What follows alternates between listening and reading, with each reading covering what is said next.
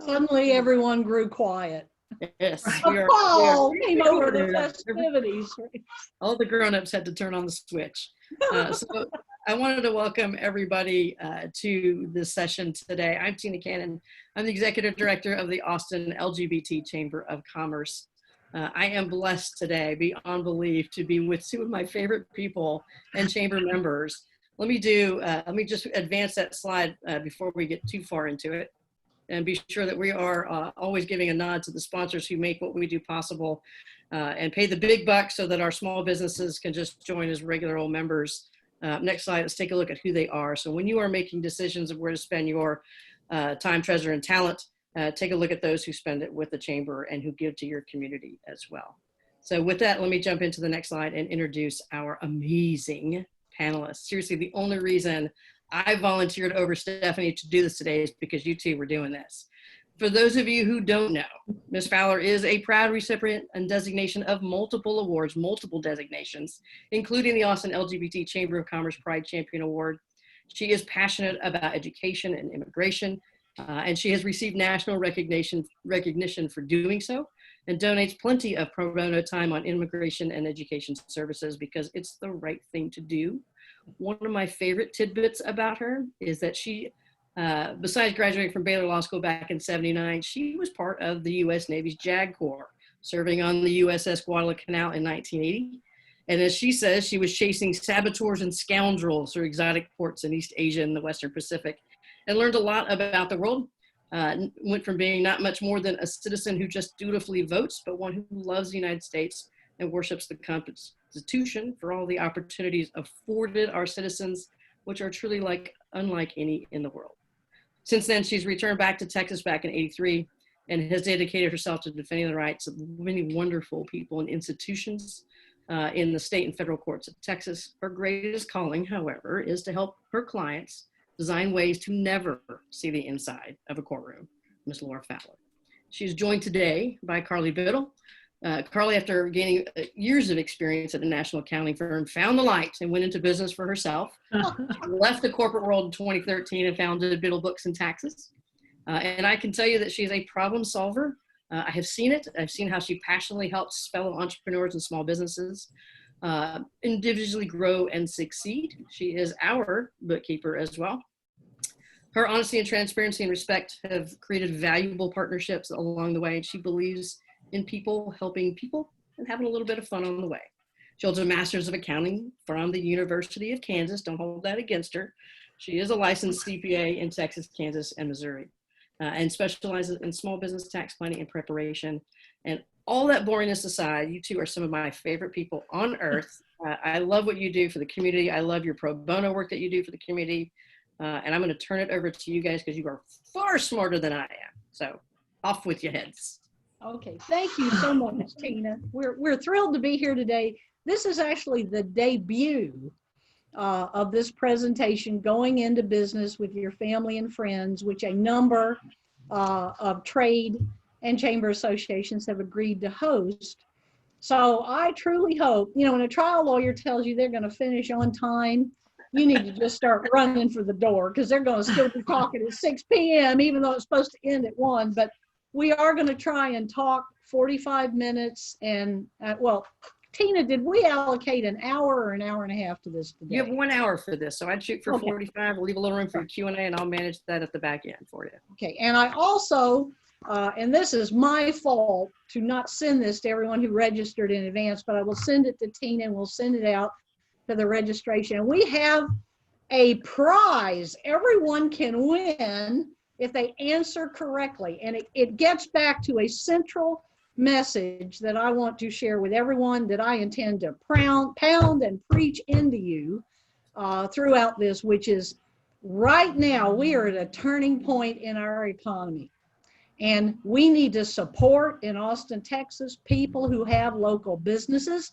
We need to support our chamber, in this case, the LGBT chamber. These are what are going to drive us to greater greatness and get past what we have all gone through for now almost 5 months. So, and I'm going to start with an entrepreneur who is not yet a member of the chamber, but I am going to tell him an 11-year-old entrepreneur who is the owner of Gabos Custom Creations. And if you guess everything Tina is going to send you on my incredible 8 questions you've got to answer if you've gone into business with your family or friends, and you get them all right, you will get a free sack with your name on it, limited to the first 10 who answer them all right, and no cheating. So start your engines on that one to be sent to you afterwards. This is an incredible, free to you. Normal price point is $29.99 with engraving at no extra charge. Okay, Gabos, if you're out there, by golly, start that sewing machine. Now, what is this really about today? And incidentally, Carly is here to tell you serious, substantive, important, valuable stuff. I am here to tell you stories because I am a trial lawyer. That's all I know how to do. That's how, even in the United States Navy, I was a special designated U.S. attorney in the Western Pacific and East Asia. So all I know how to do is tell stories, but they are memorable stories. So for knowledge, you call Carly. For an amusing time of it and lunch, because I'm a lunch lawyer, or your free sack, you call me. All right. Now, first of all, it's important for us all to continue to be cautious. I don't think there's anybody listening to this who would disagree, but I think it's important for us all to start having a lot more hope-filled notions about everything that is to come. So I'm going to start with 3 irrefutable details from the earthly gods that are known as state comptrollers about what's happening, which you're probably not hearing while we listen to these death statistics every day. Number 1, ladies and gentlemen, did you know that the Texas comptroller reported that in June of this year, gross sales tax collected was up $2.98 billion, representing a 4.3% increase over June of 2019. And I will remind everyone, June of 2019, all the issues with the oil industry hadn't started yet. What does this tell you? People may still be afraid, and who wouldn't be, who's listening to the news, but things are going through the roof in Texas. And that's for June to June 30th. July is even stronger. That has not been finalized yet. You know what? I think I will also send that as question number 9 when we send this out, Tina. You can win another sack if you get that one right. What is July year to year? Okay, secondly, coffee.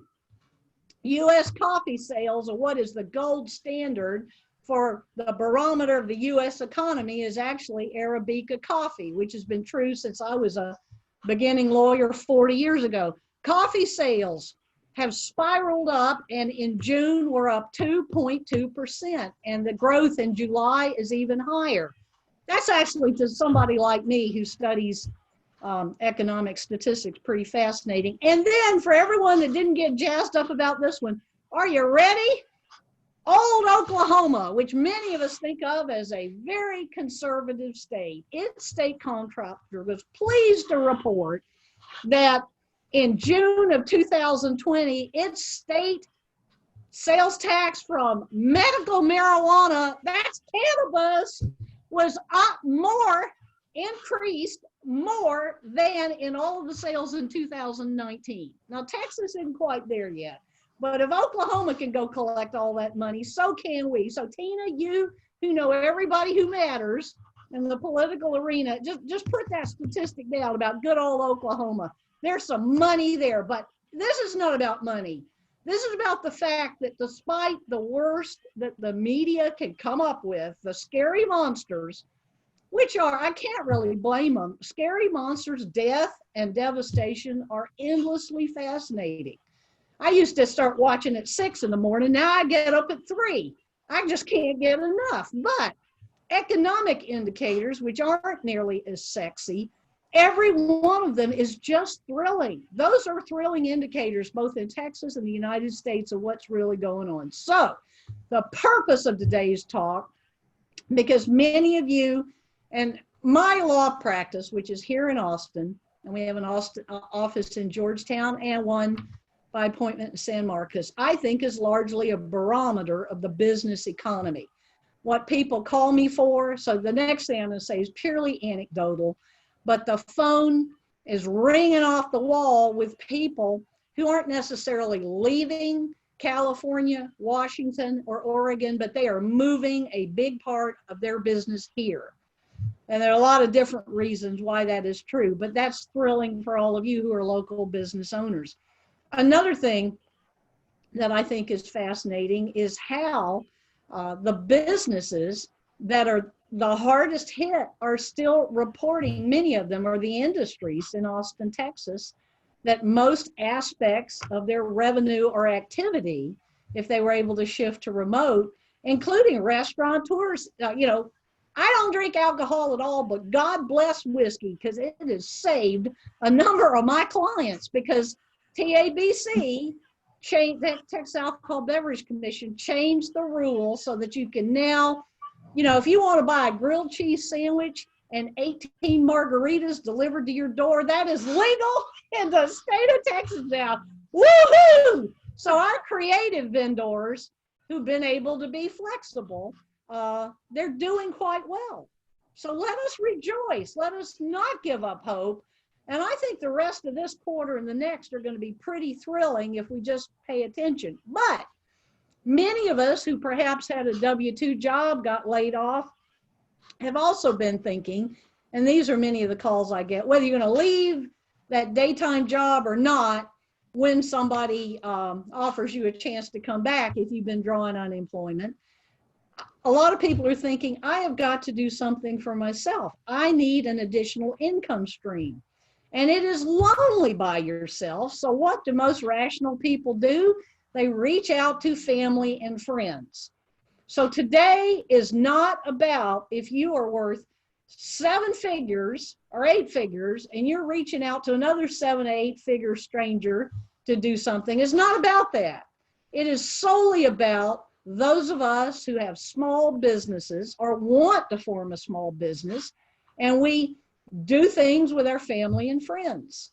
And that's where the mistakes come in. And that's why I was thrilled when Carly agreed to co-host this with me, because she emphasizes that in her practice, as does the Fowler Law Firm.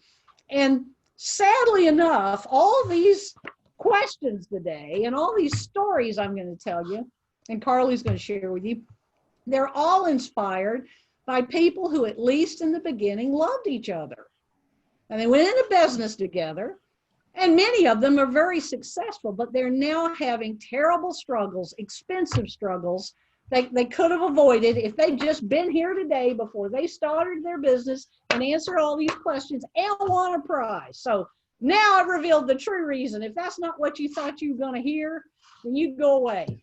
But if you have to stay to the end to be eligible to complete for the prize. So, all right, what are we going to cover today? Look at all this. Oh, this is just incredible stuff with special advice from Tina. Tina, you got to give them the advice about that, the LGBT certifications, and some exciting things that your chamber CEO is doing for you right now, if we're at liberty to discuss that, Tina. That'll be a few slides from now. All right. Here's the first thing that I want to talk to you about, and we are going to really be zooming through this because this is a lot of substantive information. So we're just, if you're thinking, boy, this is superficial, you're right. But a part of your deal today, and Carly has graciously donated her time too, anyone listening today until the very end, and Tina knows who checks out, don't you, Tina? If you stay to the very end, you can call Carly or me, or we'll Zoom with we'll both Zoom with you, and we'll talk as long as you like about anything that arose in this, because at the Q&A end of this, don't do what some of my dear students do in courses like this, which is raise their hand and admit to a felony in front of 14 other people who start growing long ears. Okay, don't do that. We will talk to you in private. Carly and I both in respective disciplines, law and accounting, are fiduciaries. So, but anyway, here's a scary monster. This morning when I woke up at 4 o'clock, I was working with a restaurateur who wanted me to form a holding company for their business. And I said, great. And they said, so you don't need to form me 2 businesses because I've already got one. I just want a holding company and put some of these things they're doing, a la coronavirus, they have to do with delivery and products that they're now, instead of selling it on a plate, they're putting it in a bottle or a can. That's great. So I started out to form in their holding company, and guess what? This entity they had, it doesn't exist. It never existed. So I call them up and I say, guess what, pal? For the last 5 years, you've been driving around and flying around and putting stuff on a plate to feed people, and all your personal wealth has been exposed. And he says, oh no. And I said, oh yes. And within about 2 hours, we had the thing we needed. That's a drop down protection, because you and I and a trained German Shepherd, if the trained German Shepherd has a credit card, all of us are equally capable of forming one of these entities at the Texas Secretary of State. But you got to do it. You can't just tell somebody sometime, somewhere, maybe we're gonna, and don't inflict this on. And then, you know, the thing I always hear, and it's not fair, and I know it's nonsense, is, oh, we entrusted that to our CPA. Wrong. The CPA is not doing that for you. You need, and here's your first homework assignment. You need a prize for this one. You go, after we hang up here, if you don't already have an account, it'll cost you $1. And don't go to the comptroller, go to the Texas Secretary of State ought to give me a cut for all the time I spent talking about their incredible website. But go to the website, type in this thing you think is your name, and see if it comes up anyway. And I'll tell you, if my practice is an indicator of small businesses, about 25% of the time, if I do 10 interfaces with people who have 1 or more business entities in a week, I'd guess about a 1/4 of them, they're either never existed or they have gone to tax forfeiture because nobody ever filed. You don't have to make money to have a duty to file a return. And guess what, ladies and gentlemen, if you and here's the sexy part, scary monster movie #1. Remember this, even if you don't remember anything else, because this is scary. If you and your loved one, probably not a spouse, because spouse is your community property, that's a complicated talk, but is generally liable for the wrongdoing and negligence of both partners and for the debts of the community. But backing out loved ones to whom you are married, everybody else, family, best friends since college, if you let that thing lapse, it's called an LLC or a corporation, from the moment it goes into forfeiture. And you may not, they usually say tax forfeiture, but you may not owe anything because you didn't make any money, because it's not IRS, it's state franchise tax. You let that go into forfeiture, my friend, all of your wealth is then liable for what?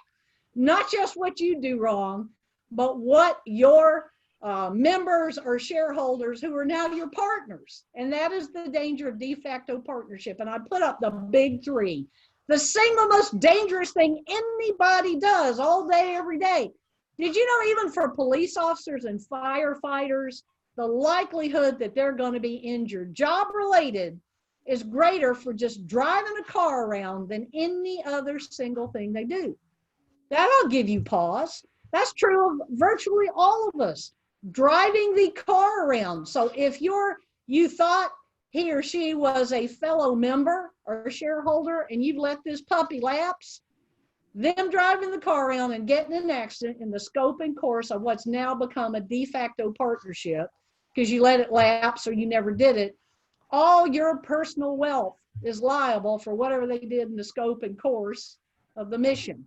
Is everyone hyperventilating now? If not, I'm not very good. Now, the second thing, that business card, that thing that no matter what kind of deadbeat you are, you're over there trying to get a credit line and that old federally insured bank says, I don't think so. But these things come in the mail. They're unbelievable to students, to people that file for 3 bankruptcies. If you give one of those or allow any of your members to get one of those, if you think, well, they can't run up anything because we have to have a meeting before we spend things, until you have an operating agreement that states with specificity, And until you have an entity that is absolutely formed and valid and hadn't gone into forfeiture, they can all run up any debt they want, and your entity is liable for it. And if you let your business lapse, your personal wealth is liable for it. Even if the business card says the ABC LLC. That's a dirty little secret here in Texas. A lot of people don't know. And then, of course, one are the vices, buying whiskey and gambling and all of that, where they say they go out there on a corporate retreat, only they're Indian corporation anymore, and they run up a big debt. There's an excellent, you don't want to be arguing with people from Las Vegas, right? Who here goes to Las Vegas? I don't. Those people scare me. Anyway, don't let your business partners and don't let yourself have your business entity lapse. And you know what, Tina? If I had guts, I'd just say, that's all I got to say. You people better remember this and let Carly talk, because this is such an epidemic problem. Because without this, there's no point to paying Laura or Carly or anybody else all this money to form these things. Because if you don't keep them intact, you know what happens if you don't renew your driver's license and your vehicle registration, or your auto liability insurance. Well, this is worse. That is just liability on you. Do you want all the liability for all the potential wrongdoing of your business members or shareholders turned partners? No. And that's Texas, and that is a Texas special. So, Carly, now it's your turn to give sensible, composed advice. Go for it. Well, and I will mention, Laura, that we get folks out of forfeiture pretty much all day, every day. I mean, it's all over the place. So I couldn't agree more. Carly, they got to know it. They got to know they're in forfeiture, or have somebody like you telling them, guess what, dudes? Admittance is the first step. That's right. That's right. So sole proprietorships, more like, is a perfectly common way to start out in business, especially if you're a freelancer with a side gig or are a 1099 contractor and just have occasional income. Great. However, if you really decide you want to make a go of a new business, I see more and more business owners, and in fact recommend that they form an entity, just kind of like Laura recommended at the very beginning, to house their business operations in.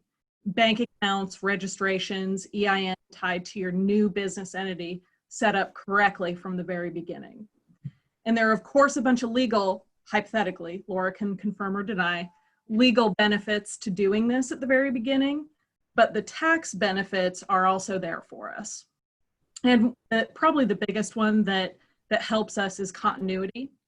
So if you start out as a business entity, let's say a single member LLC, very common, and grow your business to a certain level of profitability, for tax purposes, it might make a lot of sense for us to actually convert your filing choice. And big hint, we'd convert to a corporation, either C Corp or S Corp, which can lead to incredibly significant tax savings down the line, if the situation is right. So to do that, if you're a sole prop, you have a growing, burgeoning business. You don't want to take a step back and file all new forms, close your bank accounts down, open new ones, redo your registrations. You're basically forming your business all over again on paper. It's a lot. Versus if you set something up at the very beginning, your LLC can morph and elect that choice and grow with you. That's good, Carly. Yeah, one thing I want to say about Carly, I send clients, I'm very careful who I send clients to, because if a referral source screws it up, it's probably worse than if I screwed it up, because they don't know the person I refer them to. But Carly does not fill these people up with big shot itis. Oh, you need 14 corporations and a holding company and an insurance. She looks at it. There are people, and she's just said this to you, who ought to stay a sole proprietor. It's a very customized look at what are you doing now. And I just want to say one other thing about big shot itis. And in Texas, nothing is small. I'm very careful with my clients until I know them very, very well. I never use the word small, because it is offensive, not just to traditional Texans, but to anyone who ever came here. We're the state of big, but big shot itis and blowing a bunch of money when you haven't even figured out how to make the first dollar of revenue. That's insane. Go sell something, make some money, and then go get the best people you can afford to help you with these things that Carly just talked about. Okay. And I can just talk to you all day long about this. I just love this stuff. And let me tell you, why I love to talk in a setting like this is because nobody's made a terrible, at least you're not in my office crying, because let me tell you what I really do to my wonderful business owner friends. I'm like to think I'm a pretty good lawyer. I've been doing it 40 years, so I better be pretty good. I've been licensed that long. But I never had a single course in counseling. And I turn into this weird form of business psychotherapy. And Carly admitted it's the same way with people crying and wailing because they made these terrible mistakes and now they come to the lawyer and the CPA to fix them. So maybe you've made this, and like I said, you can have a free session with Carly and me to wail and cry about this, and we can tell you how to fix it. But here's what you want to understand in the very beginning, and don't make these mistakes, and then you'll be in great shape. Number one, what Carly was talking about, when you convert your existing business into something else and save a lot of money and time, sometimes people, I don't know why people get so hung up on a name, and I'll talk about that a little later too, but names are important. Names of entities are important in the sense of branding, marketing, domain name, website traffic. If you call every one of your businesses Amalgamated X, 1, 2, 3, and 4, I submit, and I will bet another sack here on it, it won't make a darn bit of difference to whoever's trying to hire you. The people care about the name they see on the website, the name they see on the package, the domain name, and if it's really a sexy name, the trademark name, the registered mark. Those things are cool, but the Secretary of State, every time you decide, I'm sick of that name, you can just pay the Secretary of State another $25, or I think it's gone up to $35, and get yourself a new name. You go look at Coca-Cola or any one of a number of product companies that are product marketing companies, Chevrolet, Exxon, just go to the Secretary of State, you will find hundreds or thousands of assumed names that are operating off of some entity. The same is true with a lot of retail outlets like convenience stores. The convenience store will actually, the goodwill, not the property, the goodwill itself will have some name over at the Secretary of State, but they will have a lot of cool names that people remember. You can do as many of those as you want, and actually, you don't want to get in a tangle over a trademark if somebody has already got Exxon, and let me assure you they do. You could file the assumed name with the Secretary of State, Exxon, and the Secretary of State would not stop you. But registered marks, which are federal and preemptive throughout the United States, would stop you. So you got to check, and we'll get to that in a minute. Why do registered agents matter? Now, I'm not here to try and drive business away from corporate filing companies, but you got to remember, when you get ready to move, you're physically move, you're probably not thinking at the top of your list, oh, I got to tell the corporate filing company to change my address if that's who you picked as a registered agent. You can use your business as the registered agent. If you're not in the state of Texas, you need to get somebody. CPAs do that, lawyers do that, but a corporate filing service, you've got to remember to tell them something is happening, so that can be somewhat problematic. Do members have to be disclosed? No. Remember, the whole purpose at the Secretary of State for filing is to tell the public. You do not have to have members be disclosed. And if you really want entities to be controlling your business, even if the members are single owned by one person, don't put people's names in there. Put the names of the entities. I mean, this is a game you play with the public and the Secretary of State. So every mass mailer in the universe, mass mailers have taken the place of mass murderers. And every one of them, you will be besieged in everything, including the telephone number you put up there for live human beings. So, okay, members versus managers or officers, we'll get to that in a minute. Let's go on to Carly. It's back to you. This is a biggie, everybody. Listen to this if you don't listen to anything else. So this is Well, important. Indeed. And Laura, I mean, this is the gloom and doom kind of part of the broadcast, but we're not trying to bring down everyone's day. We're trying to, I guess, if anything, emphasize the return on investment of getting a professional involved to get set up right from the very beginning.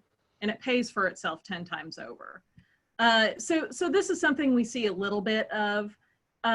Folks that come in and are owners of their own businesses paying themselves W-2 payroll through their businesses. And you're actually not supposed to put yourself on W-2 payroll as an owner unless you're operating in a couple of certain forms, specifically corporations. If you're a corporate owner, you're supposed to put yourself on payroll, we're fine. However, everyone else is supposed to actually compensate themselves, quote unquote, versus equity draws, which is basically just a glorified term of transferring money from the business account to your personal checking account. And that can help us a little bit. So if you're able to defer W-2 payroll or setting up, or wait until you actually hire employees and have a team that you need it for, we can do a lot of cash flow planning around those equity draws, the how and where and why, and do we reinvest it back into the business? Do we draw it out and invest in a different owner, business or investment activity? We can do more flexible planning over that. And additionally, if you can kind of kick the can down the line in terms of booting up W-2 payroll, that saves you a little bit of headache, a little bit of cost. You get out of unemployment tax, at least for that period. You get out of the cost of the payroll service. And the word of caution that I do have, because we deal with it, again, 24/7, a payroll service and miss either payroll deposits or payroll filings, which are every quarter, W-2s, 1099s, all of these remittances, the IRS is on your door in like a month. So federal income tax, you might wait 3 years and then hear something, but payroll tax is the real deal. They will be knocking on your door. I think, Carly, the other day when we were getting prepared for this, you said that's the nuclear weapon of all taxes, payroll tax, and golly, are you right about that? So Paraphrased, yeah. maybe I said that, but it sounds good, doesn't it? Okay, Carly, talk to them about the mysterious thing known as EIN. Sure, your employee identification number. So this number is a federal concept that separates you personally from your business. And kind of going back to the continuity conversation, you really only want one EIN. You never want to have two EINs for your business or have to form a new EIN. There are situations where you have to form a new EIN in your business, which that link will share with you. We want to set it up right at the very beginning so we never have to mess with that, midstream. And that's, the idea of the LLC, form your EIN, tie it to the LLC, and you most likely are going to be good to go with a little bit of proper planning. This is my only story of the day, I think, Laura, and it's infinitely more boring than any of your stories. But we do have some work that has come in, and it's a current exploding situation, let's call it, where two well-meaning individuals formed a company, great business idea, starting to be very successful, got an EIN for it.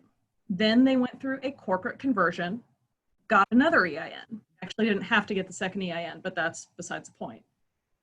Fast forward 2.5 years, and you can bet that every single payroll filing they have submitted has been under the old EIN. Every tax return filed under the new EIN. So instead of business as usual, now we have to go back 4 returns instead of 1, 2 late 2018 returns, a late 2019 return, and another 2019 return. And then we have to appeal to the IRS to take the 2 EINs and merge or combine the accounts, which is going to be pretty painful since the IRS is operating even slower now than it usually does. Not the best. Hence the header here, how to give Carly lots and lots to do. Think EINs are sexy and you need a bunch of them, right?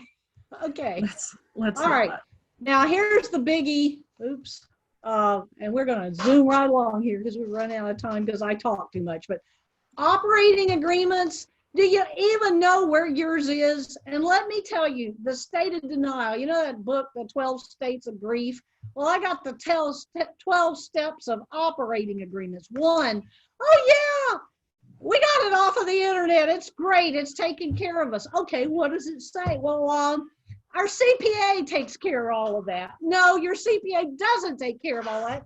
Let's start with something basic. How much do each of you own?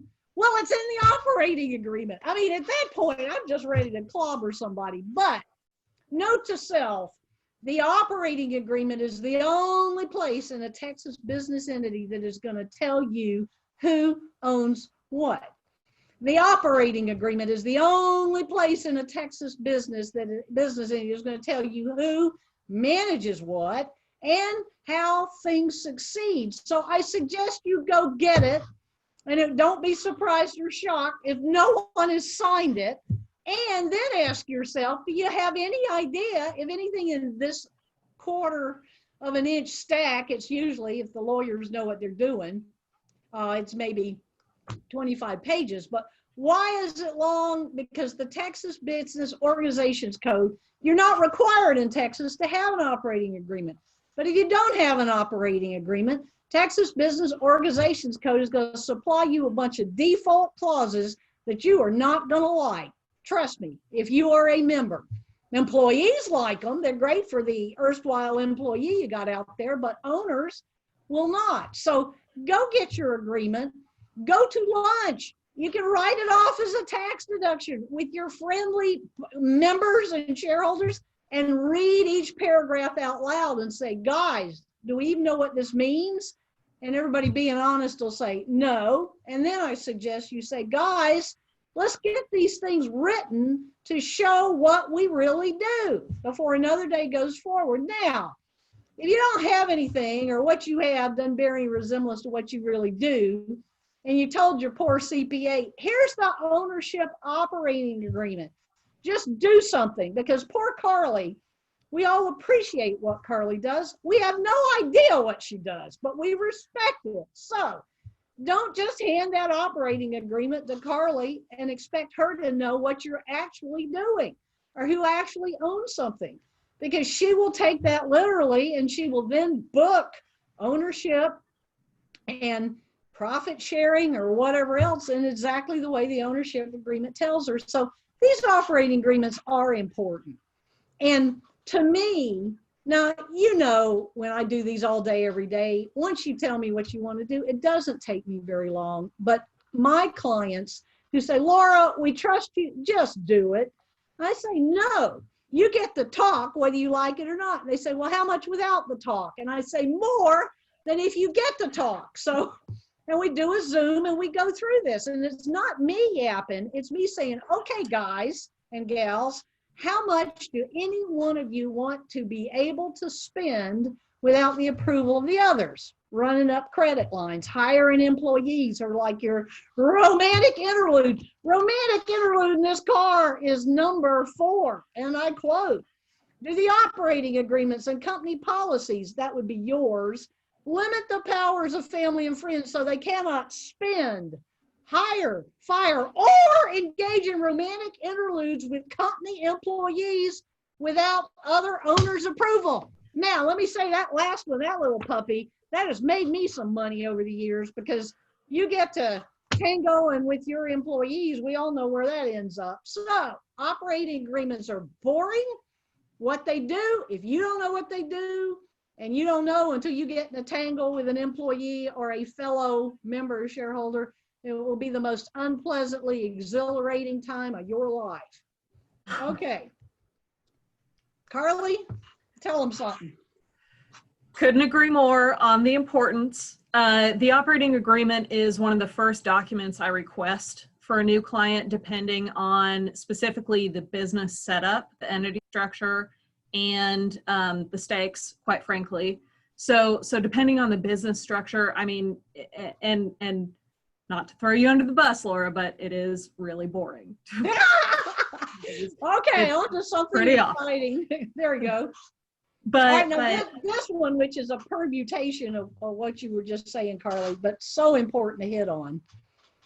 People who contribute things that aren't money as their buy-in. Exactly, and we'll get to that in a hot second. So the operating agreement, usually in addition to the items that Laura indicated, does contain tax treatment, and the tax treatment in the operating agreement does have to mirror the later accounting that happens and the beginning contributions, as Laura kind of stated, or there are problems. And with respect to contributions, one of the highest stakes mistakes that we tend to see are the opening contributions, where one partner might be an investment partner and put down cash, and the other is the service partner who's going to, bright-eyed, bushy-tailed, jump into the business, put in the hours, develop it out, and is the brains of the operation, quote unquote. That sweat equity partner actually may end up having a phantom income tax liability associated with how much cash investment got put in from the other partners. Because the IRS says, hey, you got awarded, let's say, a 50% stake in this company. Other partners paid 100 grand for this thing. You have 100 grand of taxable income, but you didn't receive anything as the sweat equity partner.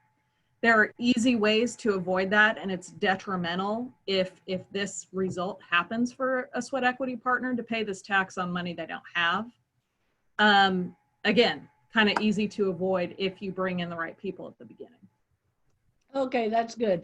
And on that topic of raising money, my personal favorite, after some of the stunts that have been pulled by some major banks over PPP, if some of you applied for that, and I am a huge supporter, and I don't care who's out there listening, in community banks that did so much to get in front of Paycheck Protection Program and help our people, as opposed to some of these other major multinational global goblin monsters that just kicked our clients to the curb and put our clients behind everybody else who was doing business with a community bank. So, okay, but maybe it's not best. I don't practice criminal law, so let's maybe hold up the bank to one side, but it is an effective way to raise money. Now, crowdfunding, Carly has raised a very important point, which in the interest of time, I'll just say for you, Carly, which is crowdfunding is taxable income.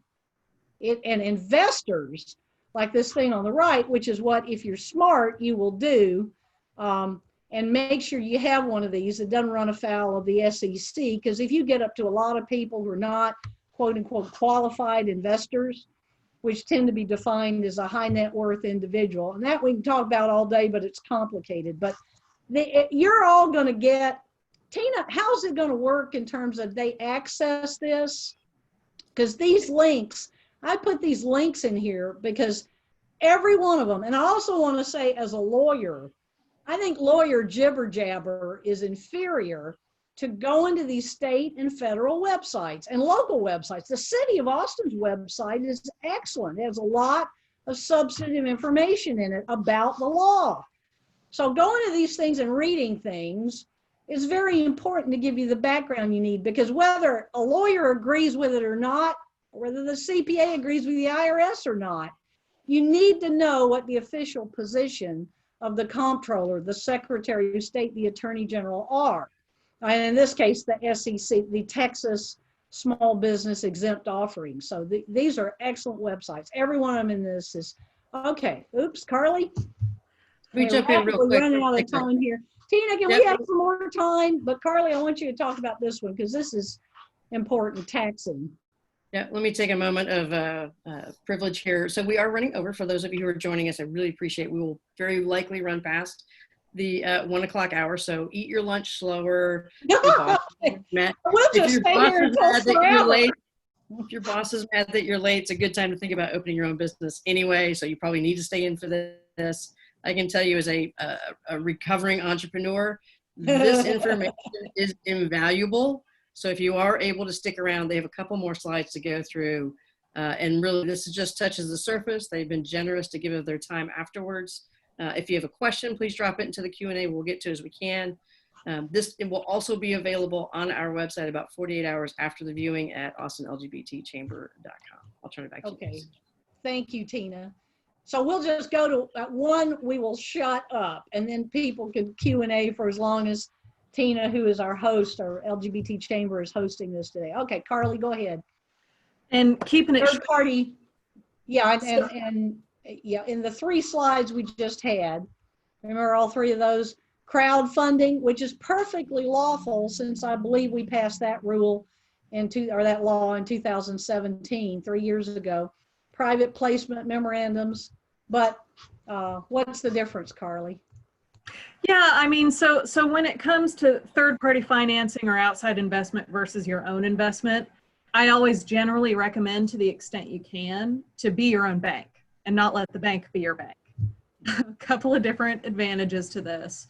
One being interest expense, of course, and folks might say, the finance guys and gals might say, but Carly, you can deduct interest expense. Sure, but it's $1, pay $1 to save a dime type scenario. So if you have $1,000 of interest expense, your tax rate is 25%, you see $250 of benefit. Doesn't really work if you can avoid taking outside financing. Yeah, and I just thought of this, thank you, Carly, while we were talking here. You want to talk about a scary monster with this third-party financing vampire. I mean, sometimes you got to go get some money, but a traditional lender, I will just guarantee you somewhere in that 4-inch stack of stuff you signed to get that, if you give somebody an ownership interest and you don't first tell the lender and have their approval. And this is an epidemic problem with people who are in these small businesses where they bring in their family and friends, whether it is your brother Geppetto or a spouse or someone who's more remote from you. Your lending agreement typically is just like a mortgage agreement. You can't, residential mortgage, you can't transfer half your house to somebody else without getting the lender's approval in advance. And often that lender says, well, great, but we're going through closing again if you're going to do that. And you can't do that with most commercial lending agreements either. Hard money lending, that may not be true, but a traditional federally regulated bank, you cannot typically do that. Why? Because most banks don't keep their commercial notes. They're packaging a deal and they're selling that paper into the secondary market faster than you can blink an eye. So very important to remember about third-party financing. Okay, now this is the only thing when I give this talk anybody ever wants to listen to, and it's pretty interesting. As I said earlier, your name that you file with the Secretary of State, the Secretary of State doesn't protect you from anything. It tells you if anybody else has already filed with the Secretary of State to use that name, but that's it. And the minute you get approval to use whatever you file with the Secretary of State, you can turn it right back around, file your $35 and go get a zillion more assumed names, or lollipops or us, whatever you want. The Secretary of State doesn't care, nor does it police anything. Why? The Secretary of State is not for your benefit. It's for the benefit of the public to find you if you kill someone or run off without paying your just debts. That's what they're for. However, USPTO, and a lot of people ask me if I will help them. I say, sure, but before you hire us to file your mark, it may be a service mark, a trademark. If it's a copyright, that's another agency, but a mark. Most people are smart enough, if all they care about are the words, to go file it themselves. And you can go over there to that link and look at trademark search and just have a blast and see, and also learn something about your competitors.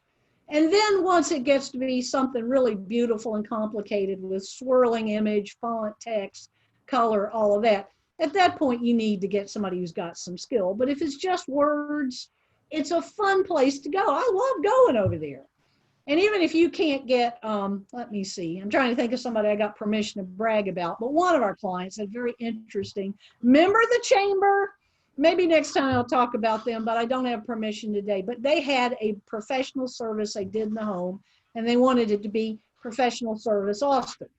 There was no way they were going to get the words that describe that professional service, 2 words, but we started adding Austin and Boston and Denver. And by adding additional words to your mark, and they just wanted a word mark in the beginning, But adding additional words to the mark, you attenuate it to where it's unique to you. And if you're doing a professional service and somebody else has got the same name and they're just selling whiskey, you're probably going to get it. You won't be able to use that mark to sell whiskey yourself, but you'll be able to use the mark. So it's a fun place to go. But I will tell you this, I don't know about you, I own a business entity, a professional corporation, but nobody ever hired me because being there at the Secretary of State, I take every new call in my firm. One, because I want them to feel welcome. And two, because I want to know what on earth, with the abundance of lawyers in this town, made them come to us. And if they aren't a friend, somebody referred them who's a friend or client of our firm, invariably it's my domain name and my mark, my registered mark. That drives them to the website, and then they like the website. That stuff needs to be protected. And spending all that time and energy on Secretary of State is foolish. Just go get Amalgamated X, and then, because you got to have an entity, and then you got to get a tax number, and then go over their U.S. patent and trademark. And even more important than that, you don't need an entity to create a domain name. And domain names, I have many clients that those domain names and traffic to their website, they ended up, their business was worth nothing. But somebody showed up, a venture capitalist, say, I'm giving you nothing for your business. And they had $60,000, $100,000 worth of inventory. But I'm giving you $2 million for the exclusive right for a number of years to this site, or buying it outright. And when they come crying to me about it, I said, what is your problem? This is the best deal that ever happened. We just wrap back around and do something else if you were that smart to generate that in the beginning. So anyway, domain name, that's the earthly God, followed closely by U.S. patent and trademark search. And Secretary of State, you just do that because you got to be legal.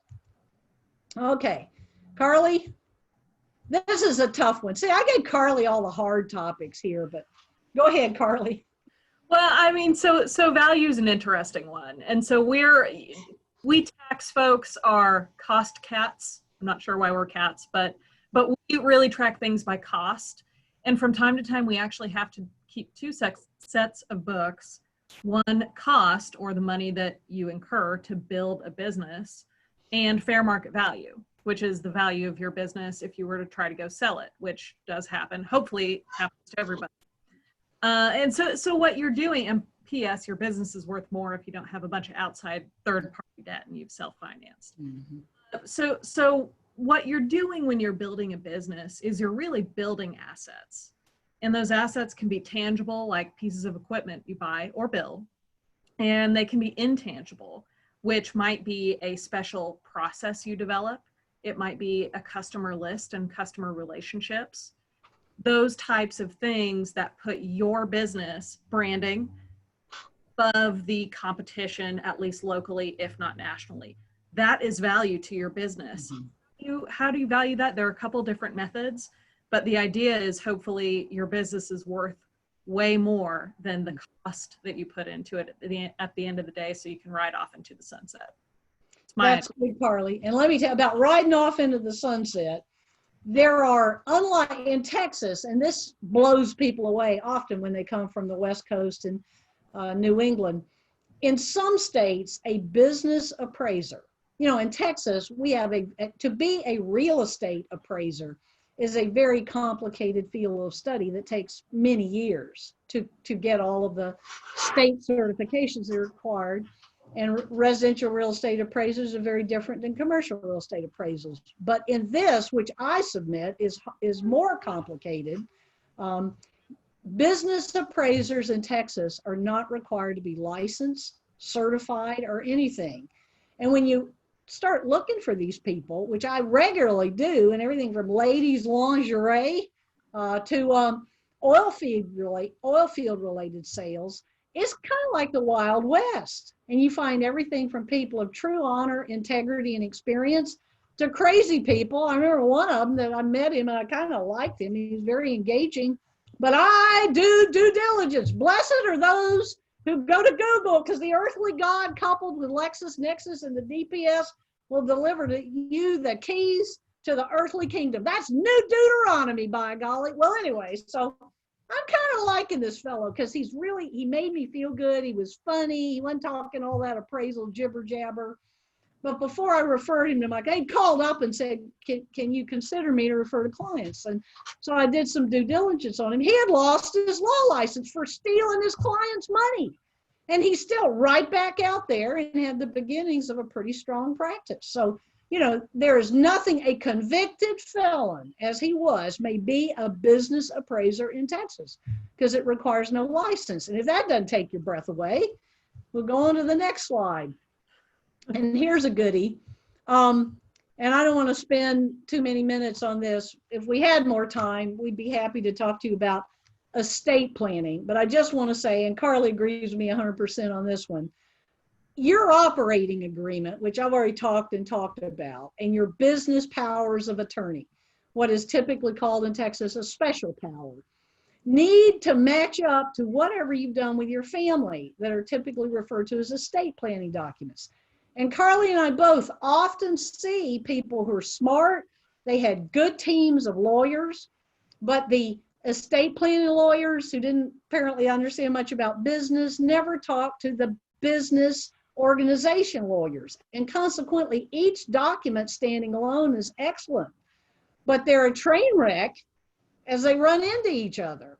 So making sure everybody signed these things and they're in a place, you're not the one to be the only one who knows where they are when you're over there at seat in ICU on a ventilator. You got to find somebody else to trust in this business. You need to have a plan. So, okay. Now, next one. Oh, this is so boring. But actually, that's another one. I need to add that to the prize here. Can you tell me what both these are? Both these are local celebrated businesses that probably everyone here listening has attended at some time. And they're both still operating. They both came back. But did you know if your property, because many of you in this challenging time have decided to do a little business, home improvement, residential, commercial, do things yourself. And if your property, even if you have great property casualty insurance on your business that insures your building, on your home that insures your home, you may be working from your home. If you get in there and start doing construction and you blow it up or burn it up, it's not gonna be covered by property casualty. It'll take you 5 minutes to make that call and say, I have some builders out here to renovate. Add them to the construction coverage. And that's not difficult to get, but an insurer or traditional property casualty, commercial or residential, has absolute right to refuse to cover a total loss when you didn't get a rider, an endorsement for construction created loss. Okay, next one. Who's letting their employees drive the car around? That would be all of us. Now, if this doesn't upset you, you just need to hitch up your shorts because you are right there in the final paralysis. If you let any employee use a personal car, if you use a personally owned vehicle in the scope and course of your business's mission, the insurer of that personal vehicle has an absolute right to refuse to defend or cover you at all if you didn't get a commercial endorsement. Now, this is another one that you go get your cell phone after this. This is a homework assignment. You call your auto insurer and you say, hey, pal, I and everybody else are driving our personal cars around in our business since COVID. Am I covered? And they're often going to say to you, well, I'm sure glad you called. How much time are you using the car in your business versus your personal life? Now, just getting in the car and driving to work, that's not business. Well, once you get to the business, which now may be your home, and you realize that you run out of a ream of photocopy paper, so you're going up there to the Office Max to buy it, that would be the scope and course of business. So you need to call them and say some percentage of your day you're using the car in the scope and course of your business, and then you won't get in any trouble, and it actually shouldn't cost you any more unless you're hauling wild animals or explosives, because you can only drive one car at a time. But please keep that in mind. Okay. All right. Carly, you want to talk about this one? This may be the most important one of all. And Tina, you were going to say some things. Sure, and Tina, you can do a much more eloquent job than I can, so I'll just sort of gloss over it a little bit. This certification is something that's near and dear to my heart, something that LGBT business owners are eligible for to start through the Austin LGBT Chamber, and the certification is through the National Chamber as well. And the benefits are multifold. One, if you are a business that's looking to really scale up, certification can get you in the door with Fortune 100 and 500 companies and their local affiliates, and possibly get you some pretty big game-changing contracts, the Facebooks, the Googles, Apples, Dells that are all local as well. But the reason I have it as a service professional, I'm not going to probably mess with Google at all, is actually branding. So I have that message on my website. I'm on the chamber website, just kind of putting the message out to let the people know that I'm out there, I'm here to help, and it doesn't matter who you are. Tina, do you have something you'd like to add? Yeah, I will say game changer. I think that's the key. You said it. I've just had a phone call right before this one with a major Fortune 50 company that is looking to hire LGBT certified businesses. These are game-changing moments. These are moments where you get to have a seat at the table to take your company from a 1-person, 2-person, 10-person shop to a 100-person shop in the course of a few short meetings. So I would encourage you, it comes free as a part of your membership with the chamber. You do have to go through a diligence process just like you would if you were any other hub certified business. It takes really not very long at all. Contact your accountant because you probably need some forms from that folk. But definitely get yourself certified. It is an enormous game changer. There are some huge success stories in the Austin area of companies that were 1 and 2 mom and mom shops that turned into gigantic companies that are working with some of the biggest brands around. So it's a chance to have a seat at the table. It's a true equalizer. Get yourself certified as quickly as you can. Okay, last free stuff in addition to your bag. If you get every answer right on your free card, you get to talk to Carly and me. I don't know, after this, I'd probably rather just talk to Carly. She's calm, but we are, as a part of your attendance, if you're still there, if Tina can still see you, Tina knows when you went away. We will also, and this is part of Carly and I want to give back as businesses start to, and it doesn't have to be about forming a business with your family. It can be about anything.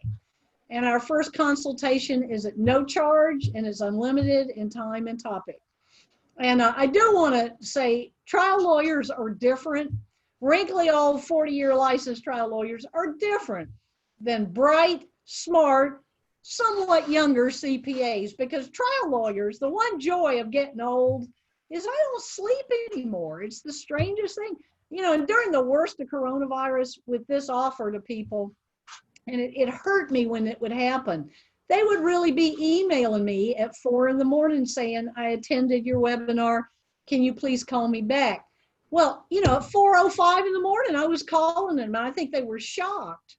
But it was very wonderful for them to know, because again, it's no big deal to me because I don't sleep. I will stipulate to that. You just don't seem to need to as you get older.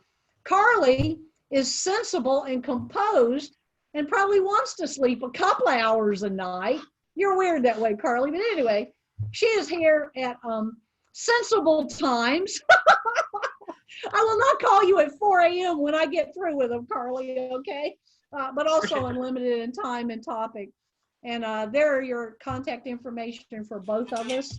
And with that, there are sensible times and dates, because CPAs are sensible. A couple of questions that came in. One question, and if you have a question, if you make my life easier and put it in the Q&A so I don't have to read through the chat. But one of the questions early on, let's do the latest one because it's easier to read. How long do you recommend keeping business tax returns records, both hard copy and electronic? Carly? Yeah, great question. So the IRS statute of limitations is 3 years to start, but then there are certain situations that extend that to 7 years and then extend that to forever.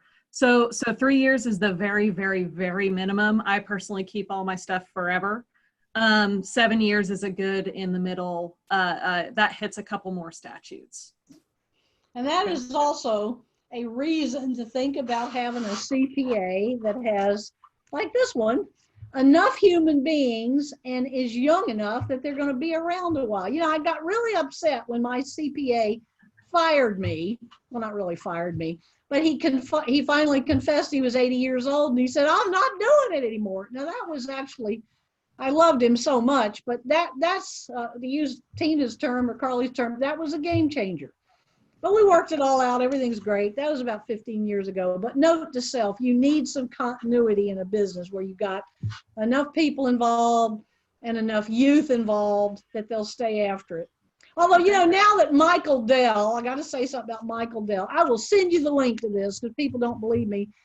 Recently told the Texas Medical Association, a bunch of medical doctors, that if you just buy Michael Dell's artificial body parts, this isn't a news article, okay? I can't make this up, that have apparently their designer colors, so you can have a pink liver and a fuchsia spleen with artificial intelligence, so your leg bone talks to your liver, that if you're a woman under 70, which I am, just barely, and you buy all his body parts, there's no reason if you are alive today why you can't live to be 120.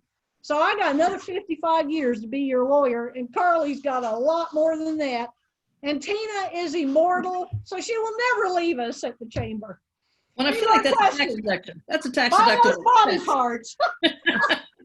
One more question came in, and again, if you have a question, drop it in the Q&A, but I think this is our last question. This is from Ken. In the state of Texas, or in the U.S., how have courts addressed a no-compete clause that prevents you from working a certain distance or within a certain industry from your current employer?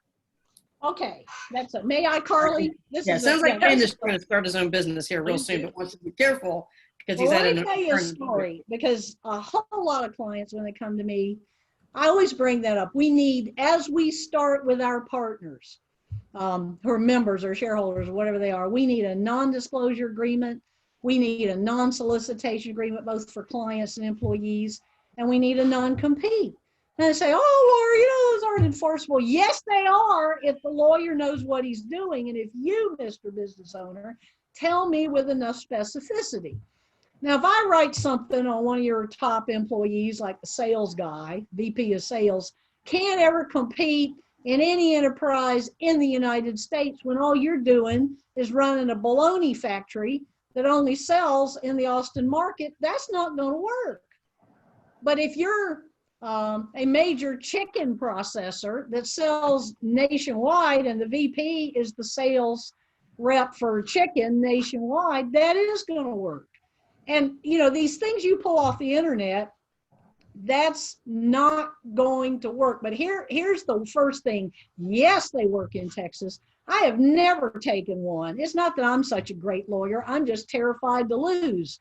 Nothing I've ever written has ever failed. And we do have people, and not when the business fails, it's when it succeeds that you need this. And they go out and they start competing. And I don't know if you think that's a liberal or conservative persuasion to believe in NDA and non-compete. I think it's pretty neutral.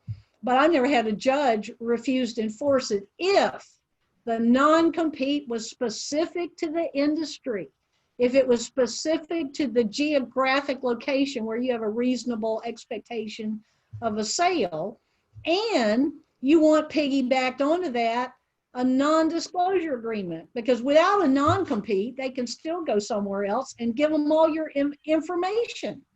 So you got to have all three. I call it the Holy Trinity. You got to have all three, and you don't want them nibbling on your employees or your investors either. So all three of those. Now, let me say this. I don't write those NDAs and non-competes. They're a bunch of half-inch of jibber jabber. They are simple. I always tell people, once you get through telling me what it is you don't want that person to do if they leave. Now, what they really want is to kill them if they leave. And I tell them that's not legal in Texas. That will not be enforceable. But all this other stuff, let's get down to what you really do and maybe err on the side of it being a little less than what you do, and then a court will enforce it. But here's the other thing, and this is changed in Texas in 2011. And that is, if they don't sign it at the time you made them a partner or made them an employee or whatever you did with them, it's not enforceable. If you've heard this great talk today by all three of us, and you say, well, I'm going back there to get everybody enforced non-compete, well, that's going to be all great, but just calling them to the company picnic and feeding them is not going to be enough. You're going to have to renegotiate with them. Do not fear if you promote them into the next promotion. At that point, you can do it because you'd say, look, I'm giving you more responsibility, more money, more benefits, whatever. You want it, you got to sign the non-compete, non-NDA, and non-solicitation if you don't already have it. But the best time is tell the HR director, maybe not for everyone, but each class that has access to sensitive information and whose duties over time, they will gain the knowledge that they can really hurt you on the outside.